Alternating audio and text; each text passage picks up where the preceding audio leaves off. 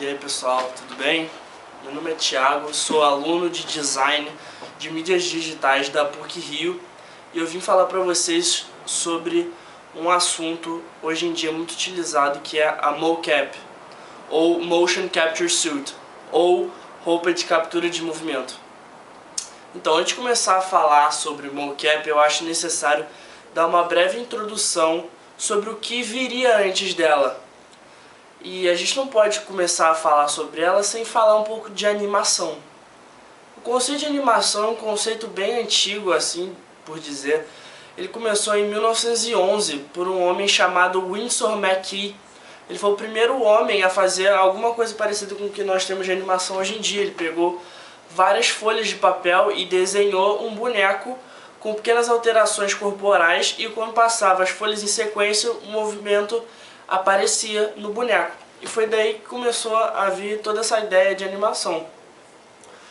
E ao longo do tempo, esse conceito foi sendo aprimorado lentamente, quanto mais o computador era sendo usado como ferramenta de desenho. Para você ter noção, no filme da Branca de Neve, da Disney, eles tiveram que desenhar à mão 250 mil quadros para produzir aquele filme. O que fazia esses filmes serem meio que inviáveis de serem feitos, porque demoravam muito. Então foi nos estúdios da Disney que começaram a surgir novas técnicas para o aprimoramento da animação.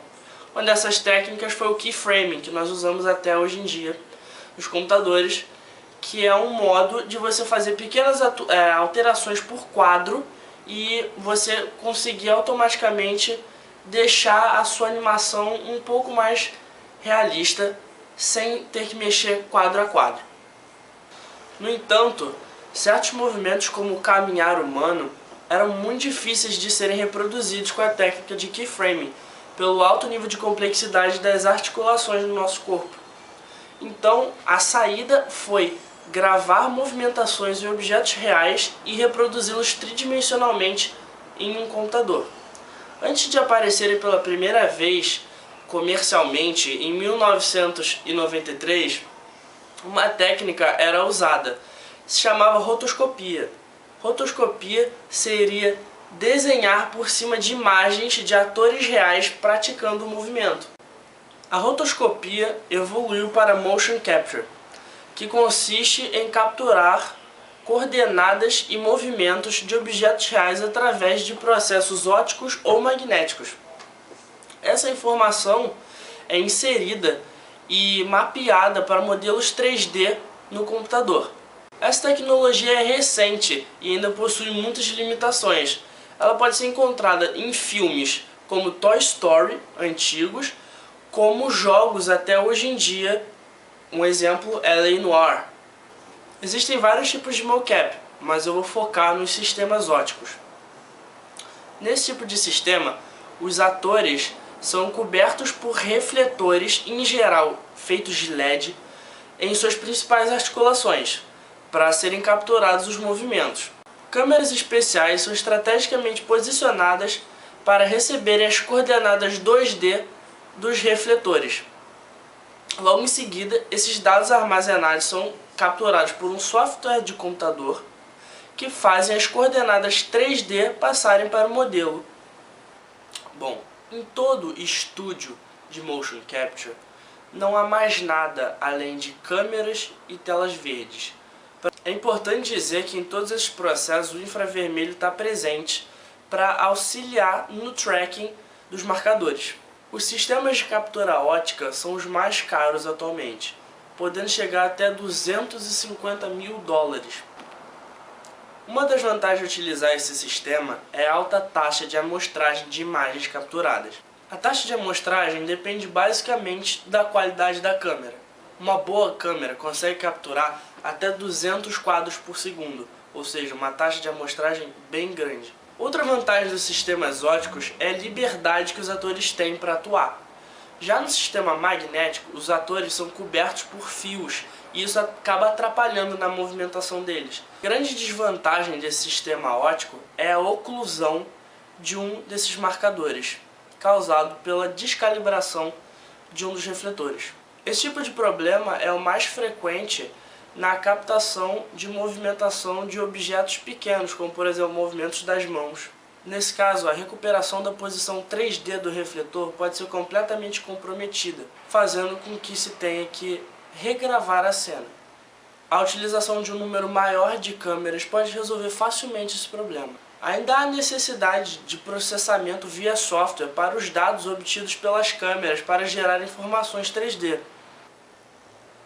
Ultimamente, o uso da Motion Capture está em quase todas as plataformas, mas principalmente nos videogames e na indústria cinematográfica. Um dos grandes revolucionários dessa técnica é o James Cameron, criador do Avatar.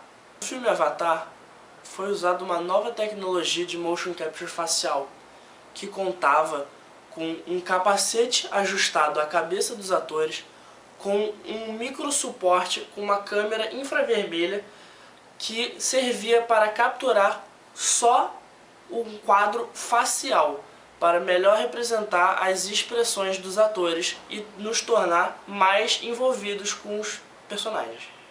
O jogo L.A. Noire foi um dos jogos mais revolucionários do momento.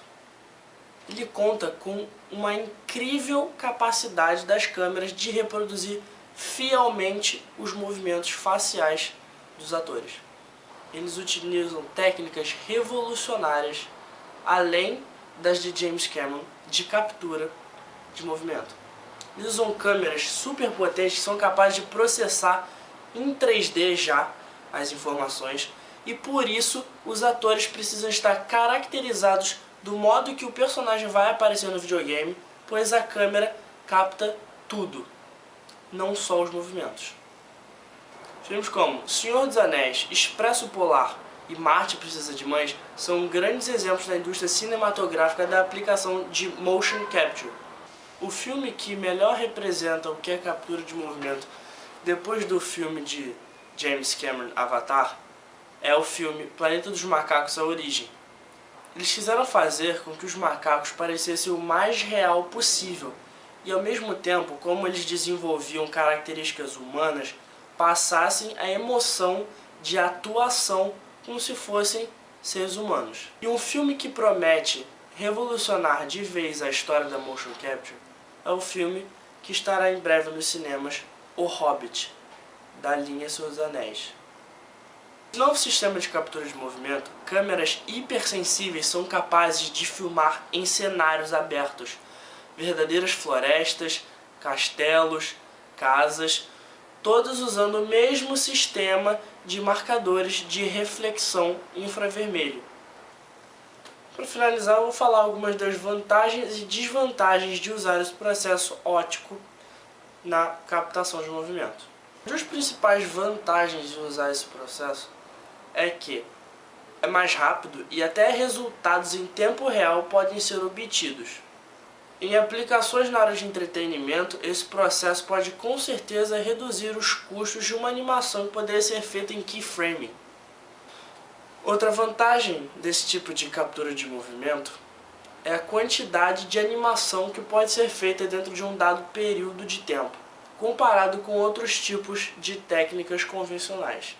As desvantagens são: você precisa de hardware e software específico para mexer com esse tipo de captação de movimento, e eles geralmente são bem caros. Quando um problema ocorre, é mais fácil você regravar a cena inteira do que ficar tentando mexer nos dados daquela cena, porque poucos programas conseguem fazer visualização em tempo real. Espero que vocês tenham gostado da aula.